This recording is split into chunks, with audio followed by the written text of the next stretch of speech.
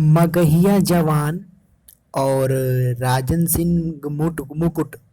मगहिया जवान, राजन सिंह मुकुट और सौरभ ऐश्वर्या, ये तीनों लोग पवन सिंह के टीम के हैं और ये पवन सिंह के लिए वीडियो बनाते थे। लेकिन अब क्या हुआ दोस्तों कि ये पवन सिंह के टीम को छोड़ के खेसारी लाल के टीम को ज्वाइन कर लिया। दोस्तों बहुत बड़ी खबर आ रही है दोस्तों, राजन सिंह मुकुट, सौरभ ऐश्वर्या और मगहिया जवान खेसारी लाल के टीम में शामिल हो गए पवन सिंह के टीम को छोड़ के।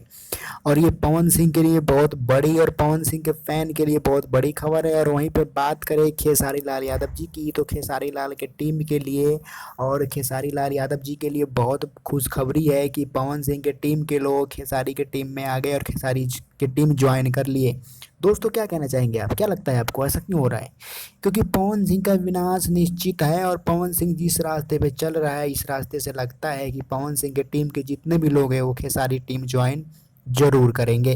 दोस्तों आप क्या कहना चाहते हैं प्लीज़ कमेंट करके ज़रूर बताएं। अगर वीडियो अच्छी लगी हो तो लाइक करें और चैनल को सब्सक्राइब करें ताकि हम एक से बढ़ के एक वीडियो लाते रहें। Thank you.